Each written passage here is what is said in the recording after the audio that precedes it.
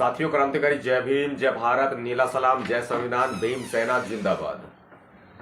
आजकल आप देख रहे हैं, ये कोई नया विषय नहीं है, कोई नई बात नहीं है कि राजस्थान प्रदेश में किस तरह से बहुजन समाज के लोगों पर अत्याचार होते हैं, शोषण होता है, उनके साथ ऐसी ऐसी वारदातें होती हैं कि जिन वारदातों का कोई निर्णय नहीं निकल पाता है। और निर्णय, मेरा कहने का मतलब ये है कि वारदात हो जाए और वारदात के ऊपर न्याय हो जाए। ऐसा कोई न्याय जो है वो आज तक किसी भी किताब में लिखते हुए मैंने नहीं देखा है। अगर न्याय होता है लोगों के लिए तो न्याय वो ऐसा होता है कि समझौता पत्र होता है या फिर जो है पैर पीछे खींच लिए जाते हैं, अक्सर ऐसा होता है। लेकिन सबसे बड़ा सवाल मैं पूरे देश के सामने ये रखूंगा आज। सवाल ये है, आप सरकारी आंकड़े उठा करके देख लीजिए, सरकारी आंकड़ों के अनुसार भी, और आप भी देख रहे हैं, मैं भी देख रहा हूं, अकेले राजस्थान प्रदेश में ही सबसे ज्यादा अनुसूचित जाति जनजाति पर अत्याचार क्यों होते हैं, महिलाओं के साथ रेप होते हैं, गैंगरेप होते हैं, एक अकेले राजस्थान प्रदेश में ही ऐसा क्यों होता है? कहीं उसके जिम्मेदार हम खुद भी तो नहीं है? ये एक बड़ा सवाल है और पूरे देश के सामने मैं इस सवाल को रखूंगा। ये मेरी ड्यूटी भी बनती है, मेरा फर्ज बनता है, कर्तव्य है मेरा रखने का। उसका कहीं ना कहीं कारण हम खुद हैं। अब मैं कुछ बातें आपके सामने रखूं, इससे पहले कुछ मेरी बातों पर आप गौर फरमाएं, ये मेरी आपसे रिक्वेस्ट है। भाई, जितने भी साथी जुड़े हैं अभी, सभी को मेरा क्रांतिकारी जय भीम अभिवादन है और आपका भी क्रांतिकारी जय भीम अभिवादन मैं स्वीकार करता हूं। साथियों, एक ध्यान रखना, मेरी ध्यान से बात सुनना, बड़ी ध्यान से, आप बड़ी ध्यान से सुनना, और इस बात को आप लोगों तक पहुंचा सके तो आप इस लाइव वीडियो को शेयर भी कर दीजिएगा। आपके बगल में शेयर का बटन दबा हुआ, आपकी स्क्रीन पे ही है, उल्टे हाथ पर शेयर का बटन है, दबाएं और सीधे हाथ पर आपका शेयर का ऑप्शन, आपकी प्रोफाइल आ जाएगी। सबसे पहले तो प्रोफाइल पर शेयर कर दें भाई, दोबारा से शेयर का बटन दबाएं, ऊपर आप देखेंगे कि शेयर टू ग्रुप के ऑप्शन आ जाएंगे, कुछ ग्रुपों में भेज दें।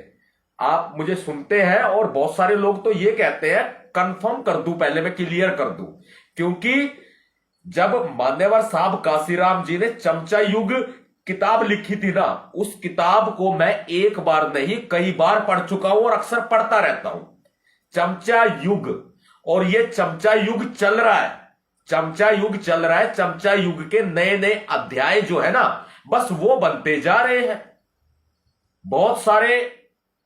बहुत सारे बुद्धिजीवी वर्ग के साथी जो हमारे हैं, बहुत सारे साथी हमारे से इन बातों से इत्तेफाक भी रखेंगे, सहमति भी दिखाएंगे, क्योंकि चमचा युग मान्यवर साहब काशीराम जी ने गलत नहीं कहा था, बिल्कुल ठीक कहा था। उन्होंने किताब लिखी और वो किताब आज हमारे सामने, हम पढ़ते रहते हैं। भाई, आप भी पढ़े।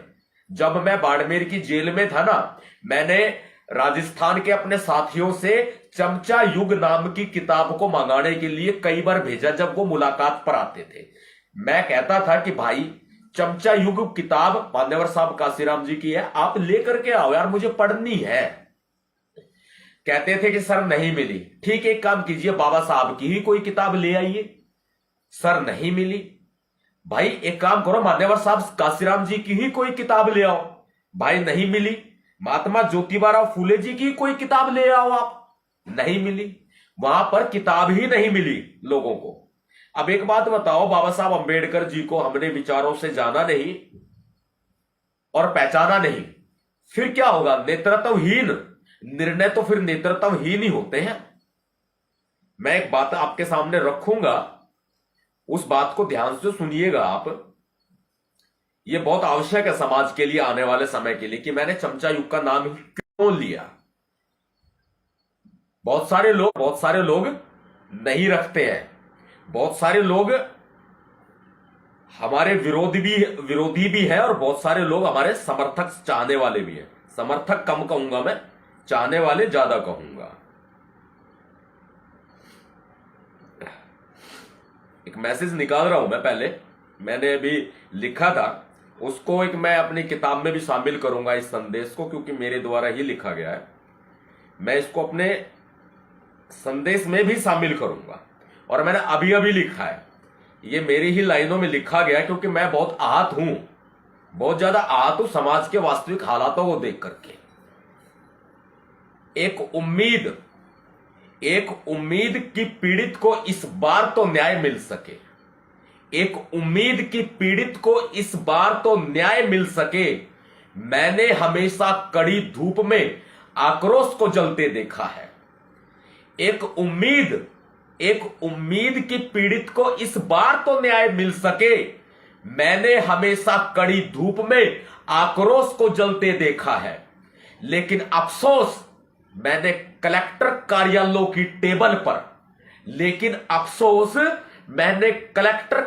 की टेबल पर न्याय को सहमति और समझौते के बीच बिकते देखा है। न्याय को सहमति और समझौते के नाम पर बिकते देखा है।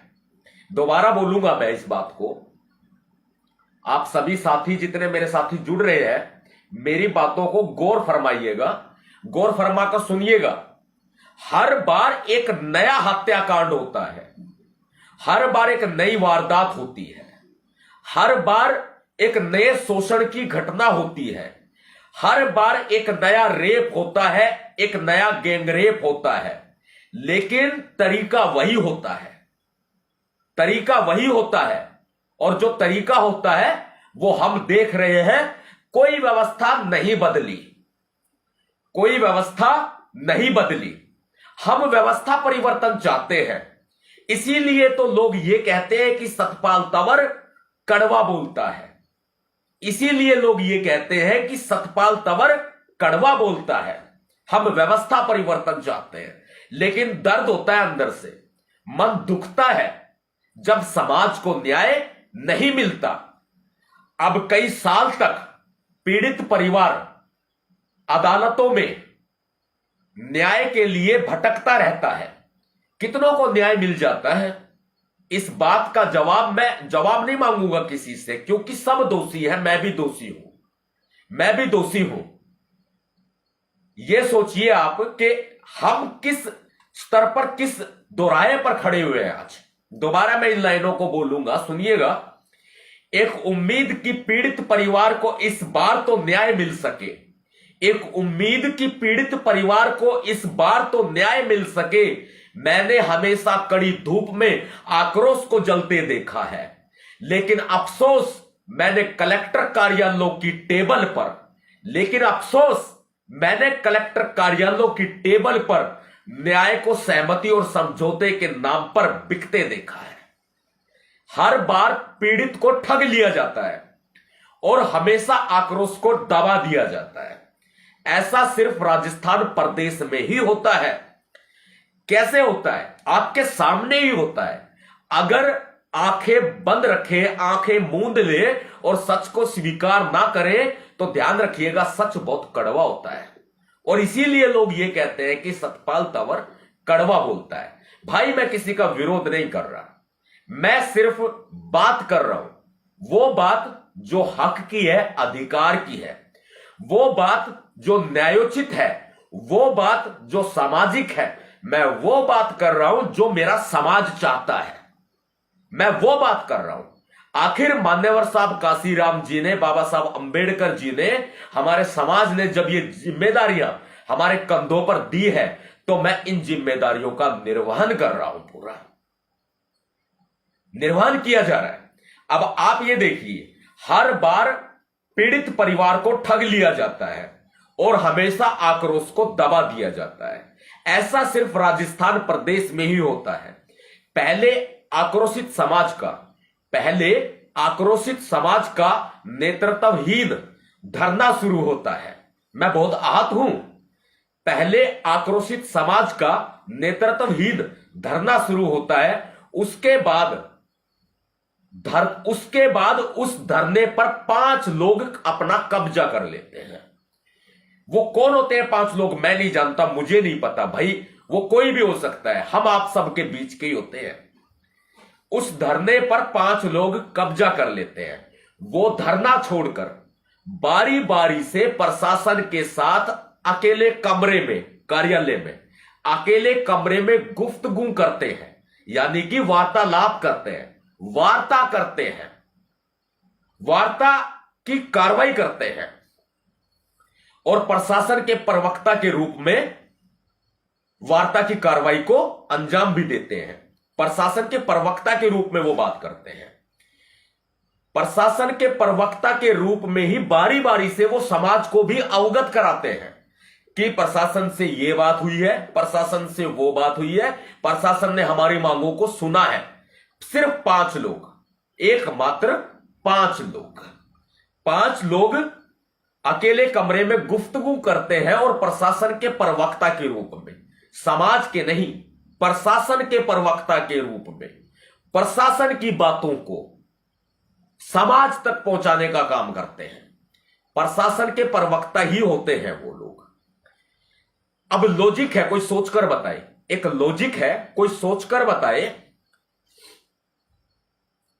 एक लॉजिक है, कोई सोचकर बताए कि प्रशासन के प्रवक्ता भी वे 5 लोग होते हैं, प्रशासन के प्रवक्ता भी वे 5 ही लोग होते हैं और प्रशासनिक अधिकारी के पास जो वार्तालाप करने समाज की तरफ से जाते हैं वही 5 लोग ही होते हैं।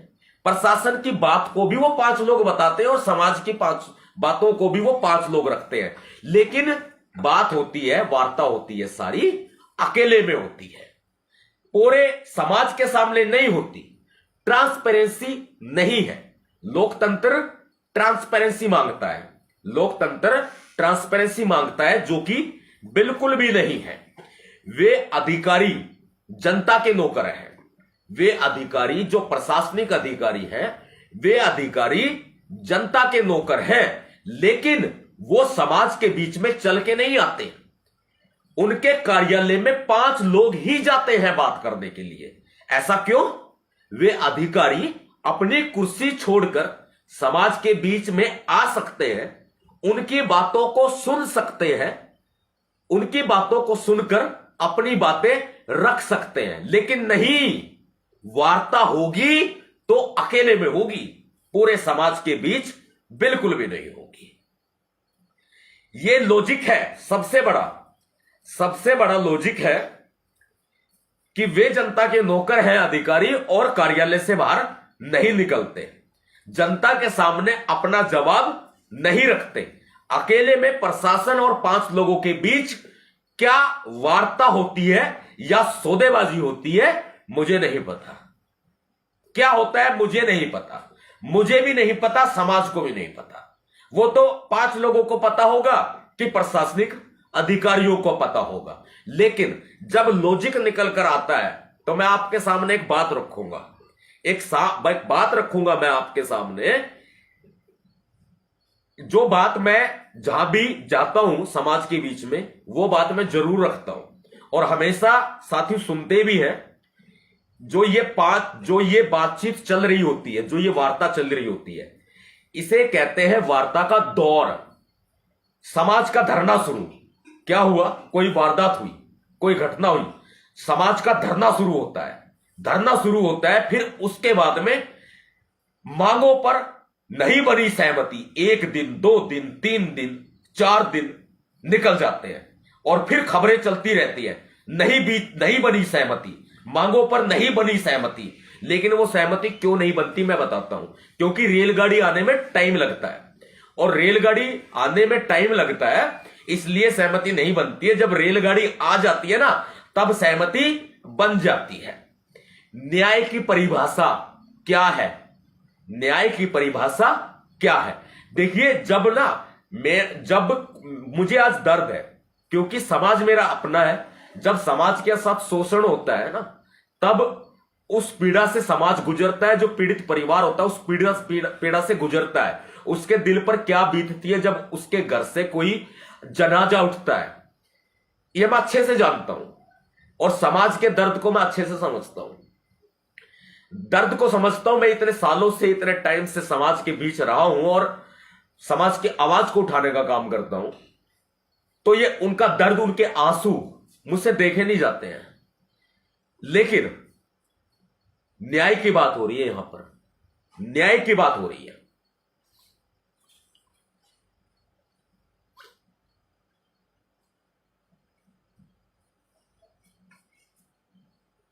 वार्ता का दौर चल रहा होता है, धरना चल रहा होता है, वार्ता का दौर चल रहा होता है, धरना चल रहा होता है।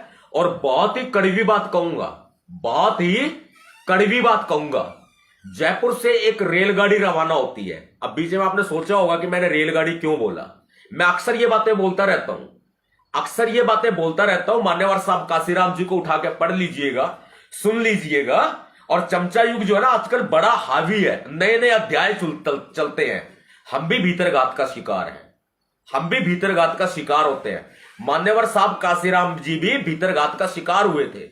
ये अक्सर मिशन पर चलना तलवार की धार पर चलने जैसा है। मैं भी भीतरघात का शिकार हूं, बिल्कुल हूं। और यह बात मान्यवर साहब काशीराम जी, बाबा साहब अंबेडकर जी, हमारे तमाम महापुरुषों ने बताई है।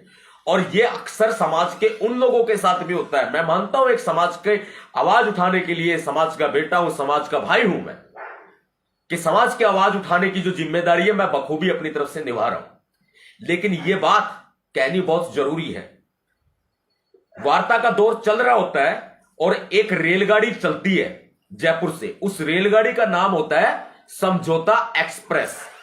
समझौता एक्सप्रेस, जयपुर से वो रेलगाड़ी रवाना होती है। उस रेलगाड़ी का नाम होता है समझौता एक्सप्रेस। उसमें सत्ताधारी पार्टी, जिस पार्टी का उस प्रदेश में शासन होता है, उस सत्ताधारी पार्टी के एससी एमएलए और एससी मंत्री, यानी कि अनुसूचित जाति के एमएलए और अनुसूचित जाति के मंत्री, अनुसूचित जाति के सांसद उस रेलगाड़ी में बैठे होते हैं, जो रेलगाड़ी जयपुर से रवाना होती है। और उस रेलगाड़ी का नाम होता है समझौता एक्सप्रेस। उन मंत्रियों के, विधायकों के, सांसदों के हाथ में एक थैला होता है, झोला, थैला होता है। उस थैले में से बराबर बराबर वो रेलगाड़ी जो होती है ना समझौता एक्सप्रेस, वो पहुंच जाती है धरना स्थल पर। समाज तो निस्वार्थ भावना से कड़ी धूप में न्याय के लिए संघर्ष कर रहा होता है, आवाज उठा रहा होता है। लेकिन कार्यालय के अंदर सौदेबाजी चल रही होती है। वो वार्ता नहीं चल रही होती, वो वार्ता नहीं चल रही होती, वो सौदेबाजी चल रही होती है, वो बड़ी सौदेबाजी चल रही होती है। और थैला लेकर के सत्ताधारी पार्टी के अनुसूचित जाति के मंत्री, एमएलए और सांसद थैला लेकर के वहां पहुंच जाते हैं और बराबर बराबर 5 लोगों में बांट देते हैं। फिर सहमति बन जाती है। फिर क्या होता है? सहमति बन जाती है। इसके बाद पर मांगों पर सहमति बन जाती है और धरना समाप्त हो जाता है। क्या पीड़ित परिवार को न्याय मिल गया? क्वेश्चन मार्क, सवाल सबसे बड़ा। क्या पीड़ित परिवार को न्याय मिल गया? क्या इसे ही न्याय कहते हैं? कोई देगा जवाब? क्या यही न्याय है? बताइए। मैंने अपनी बात कही और बड़े अच्छे तरीके से, अच्छे शब्दों में अपनी बात कही। किसी को शिकायत का मौका नहीं मिल दिया हमने कि नवाब सतपाल तंवर कड़वा बोलता है, क्योंकि बहुत सारे लोगों को मुझसे आपत्ति है।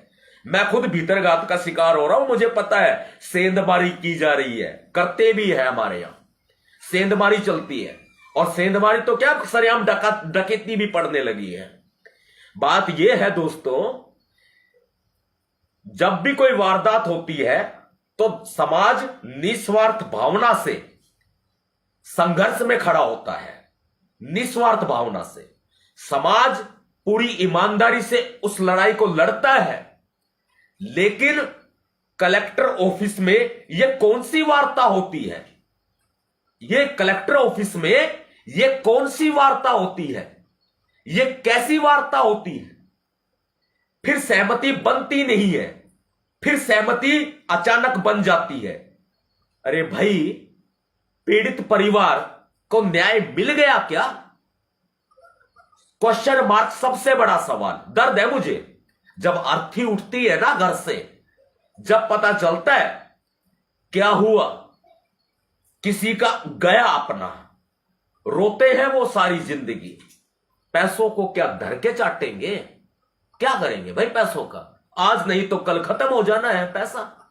और आपको जानकारी के लिए बता दूं कि अनुसूचित जाति जनजाति अधिनियम में आर्थिक सहायता राशि का प्रावधान ऑलरेडी है।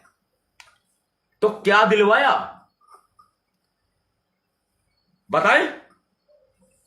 मैं ऑलरेडी और बात बता दूं आपको, 3 महीने के भीतर भीतर चार्जशीट पेश करके फास्ट ट्रैक कोर्ट में केस को चलाना, जो अनुसूचित जाति जनजाति से जुड़ा हुआ केस है, यह भी कानून में प्रावधान है। न्याय मिल गया क्या? Question mark. न्याय मिल गया क्या? धरना शुरू समाज करता है और खत्म मात्र 5 लोग करते हैं। ऐसा क्यों? वो प्रशासनिक अधिकारी समाज के बीच में आकर के भी तो बात कर सकते हैं, लेकिन अकेले में कौन सी वार्ता होती है? दर्द है मुझे आज, ये अपनी पीड़ा बता रहा हूं मैं आज आपको। ये पीड़ा है मेरी, और ये पीड़ा सिर्फ मेरी नहीं है, ये पीड़ा पूरे प्रदेश की है, पूरे राजस्थान प्रदेश की है। क्योंकि मैं आज से नहीं देख रहा, ये मैं काफी समय से ये देख रहा हूं, काफी समय से देख रहा हूं, और मैं बार बार मैं आहत भी हूं, और मैं कई सालों से ये बात कहता हूं।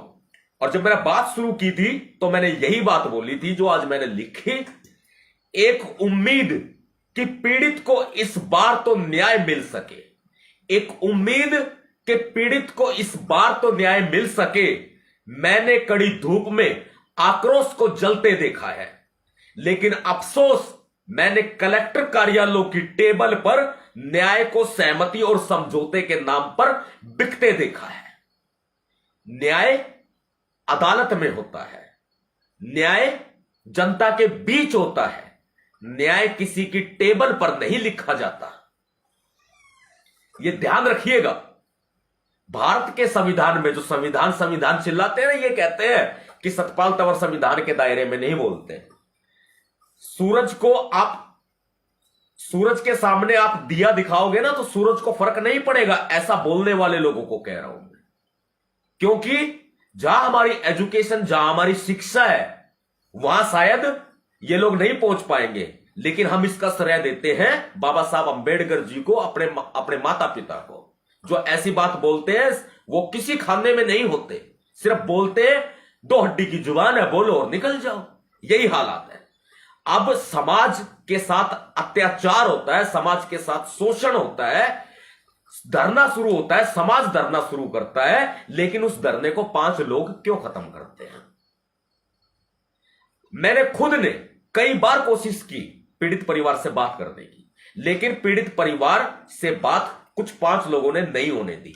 पहले पीड़ित परिवार ने संपर्क किया था कि हां भाई आपका इंतजार रहेगा, लेकिन उसके बाद में पीड़ित परिवार को अपने कब्जे में ले लिया, उनसे बातचीत नहीं होने दी। और ये एक अकेला एक बार का वाकया नहीं है, ये वाकया राजस्थान में हर बार होता है, हमेशा होता है। धरना शुरू होता है और मांगों पर सहमति बनने के आसार, हेडलाइन होती है, मांगों पर शायद बन सकती है सहमति। अरे किस चीज की सहमति भाई? किस चीज की सहमति? कौन सी सहमति? कौन सा समझौता?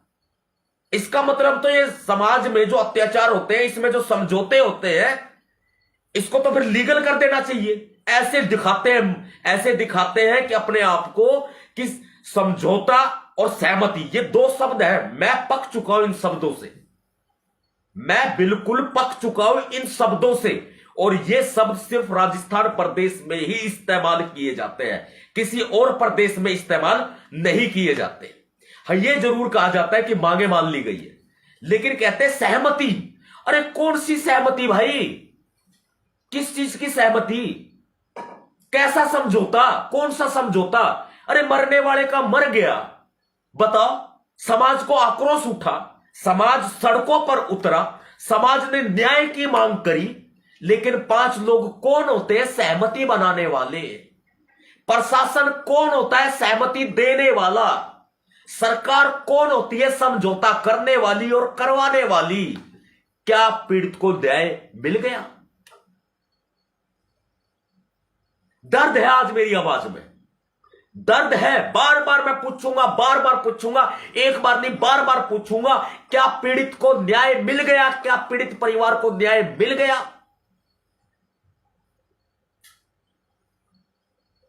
बताएं, मिल गया क्या न्याय? क्या इसे ही न्याय कहते हैं? क्या यही न्याय होता है? क्या यही जस्टिस है? जो लोग ये कहते हैं ना कि नवाब सतपाल तंवर तो भड़काऊ बात करते हैं, नवाब सतपाल तंवर तो संविधान के अनुसार बात नहीं करते, बता दूं मैं मेरे दोस्तों आपको, वे डरते हैं, वे डरते हैं नवाब सतपाल तंवर से, क्योंकि नवाब सतपाल तंवर कहीं उनकी दुकान को बंद ना कर दे। वे डरते हैं नवाब सतपाल तंवर से।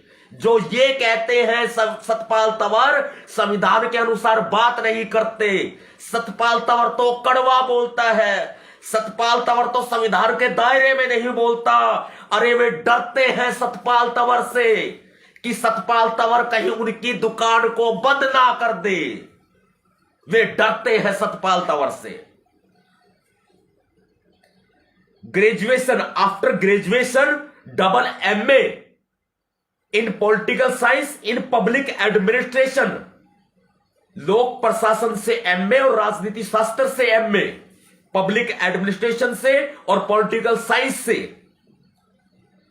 LLB, graphic designer, software engineer, एक अधिवक्ता, अपनी एजुकेशन लाखों रुपए का आदमी हूं, लेकिन समाज में एड़िया घिसता हूं। क्यों? क्योंकि समाज को न्याय की खातिर, समाज को न्याय दिलाने की खातिर समाज के लोग भरोसा करते हैं अपना काम धंधा छोड़ के, और इसके अलावा बहुत सारे सर्टिफिकेट कोर्सेज, डिप्लोमाज, इतनी एजुकेशन, अपनी एजुकेशन को ताक पे रख के, अपना काम धंधा छोड़ के, अपने परिवार को छोड़ के जब समाज के लिए आवाज उठाने का काम करता हूं। जो लोग ये कहते हैं ना संविधान के दायरे की बात करते हैं, उनको कह रहा हूं मैं, संविधान का सह नहीं पता तुम लोगों को, संविधान का सह नहीं पता उन लोगों को जो ये कहते हैं सतपाल तंवर को दिया दिखाते हैं। बहुत से ऐसे लोग हैं, बहुत से, बहुत है, छोड़ो साइड में। अब बात करते हैं ये, क्या मिल गया न्याय? डरते हैं वो, डरते हैं वो, क्योंकि प्रशासन से बात करने के लिए जिगरा चाहिए। भीगी बिल्ली बन के कलेक्टर के कार्यालय में नहीं बैठा जाता, जेलें होती हैं आवाज उठाने पर, मुकदमे लिखे जाते हैं। अरे थानों में ये काली स्याही से हमारे नाम के रजिस्टर भरे पड़े हैं। और बता दें आपको, थानों में हमारे नाम के रजिस्टर भरे पड़े हैं काली स्याही से, समाज के लिए आवाज उठाने पर जड़े हुई है। समझौते नहीं किए हमने अपने स्वाभिमान के साथ, नोटों में नहीं बिके हम। समाज को न्याय मिल गया क्या? है जवाब भाई। बहुत सारे लोग ये भी अभी भी कहेंगे, सारा सुनने के बाद अभी भी कहेंगे कि नहीं, ऐसा नहीं, ऐसा नहीं, वैसा नहीं, वैसा नहीं। अरे चमचा युग, मैंने अपनी बातें कह दी थी। चमचा युग के नए नए अध्याय हैं, बस पलटते रहो पन्ने और पढ़ते रहो चमचा युग के नए नए अध्याय। मेरे समाज से मैं एक ही रिक्वेस्ट करना चाहूंगा, एक ही प्रार्थना करना चाहूंगा, जो ये सहमति और समझौता नाम का शब्द है ना राजस्थान में, कृपया करके मिटा दो, खत्म कर दो। हाथ जोड़ के निवेदन है हमारा। समझौता और सहमति, इन शब्दों को समाप्त कर दो। संघर्ष सड़कों पर लिखा जाता है, लेकिन कलेक्टर कार्यालयों में नहीं। संघर्ष, न्याय सड़कों पर मिलता है, अदालतों में मिलता है, कलेक्टर की टेबल पर नहीं मिलता। अकेले में जो ये वार्ताएं होती है ना, वार्ताएं, कृपया करके इन वार्ताओं को बंद कर दो। मैं बहुत परेशान हूं। यही कारण है राजस्थान में अत्याचार होने का, यही कारण है। यही कारण है कि राजस्थान में अनुसूचित जातियों पर, जनजातियों पर अत्याचार नहीं रुक रहे हैं। यही कारण है कि महिलाओं के साथ रेप और गैंगरेप नहीं रुक रहे हैं। यह मेरी आपसे आत्मिक अपील है, यह मेरा आपसे आत्मिक निवेदन है, विनम्र निवेदन है। कृपया करके यह वार्ता का दौर बंद कर दो। सहमति और समझौते कृपया करके बंद कर दो। मेरा निवेदन है, अत्याचार बंद हो जाएंगे। क्या मिल गया न्याय? क्या न्याय मिल गया? साथियों, आपने सुना। भाई, किसी को गलत लगा हो तो माफी चाहता हूं, लेकिन जो ये सच है, ये बाहर आके आपके सामने बोल रहा है, और वो भी समाज के हक के लिए, समाज के अधिकार के लिए और समाज के भले के लिए। नहीं भाई, मुझे कोई सैलरी नहीं मिल रही, मुझे कोई तनख्वाह नहीं मिल रही, समाज के लिए काम करने के लिए मुझे कोई तनख्वाह नहीं मिल रही। अपना पेट तो मैं भर सकता हूं क्योंकि मैं शिक्षित हूं, पढ़ा लिखा नहीं हूं, शिक्षित हूं। बाबा साहब अंबेडकर जी के कुर्बानी की वजह से, उनके 4-4 बच्चों की कुर्बानी की वजह से मैं शिक्षित हूं, पढ़ा लिखा नहीं हूं। पढ़ा लिखा तो गंवार भी होता है, गालियां पड़ती है। मैं पढ़ा लिखा नहीं हूं, मैं शिक्षित हूं, अपने माता पिता की मेहनत से, उनके संघर्ष से। इसलिए यह मैं अपील करता हूं। और जो संविधान के दायरे की बात करते हैं, कृपया करके आप लोग भी सुधर जाए। तथाकथित बुद्धिजीवी ज्ञानवर्धक कैप्सूलों, कृपया करके जो तथाकथित बुद्धिजीवी ज्ञानवर्धक कैप्सूल ज्ञान बांटने का काम करते हैं समाज के लोगों को, कृपया करके आप भी सुधर जाए, क्योंकि संविधान का कोई दायरा नहीं होता। भाई साहब, हमने संविधान पढ़ा है, हमने राजनीति शास्त्र पढ़ा है, हमने लोक प्रशासन पढ़ा है, हमने कानून पढ़ा है। भाई, हमने और भी बहुत सारे सब्जेक्ट पढ़े हैं, इतिहास भी पढ़ा है, साइकोलॉजी भी पढ़ी है हमने।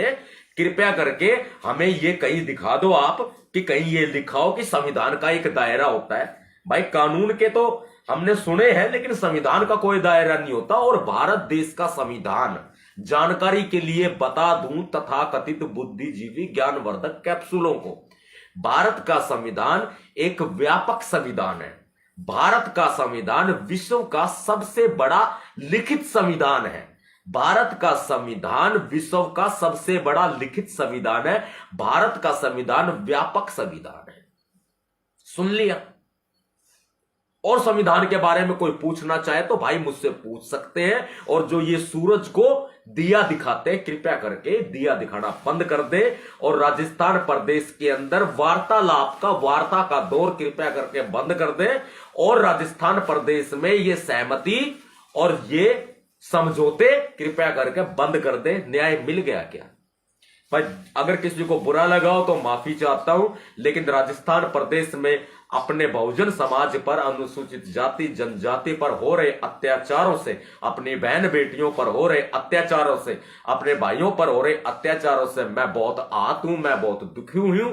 और मैंने समाज की ये सबसे बड़ी, समाज की कमजोरी नहीं है ये कमजोरी जो है वो हमने आपको बता दी।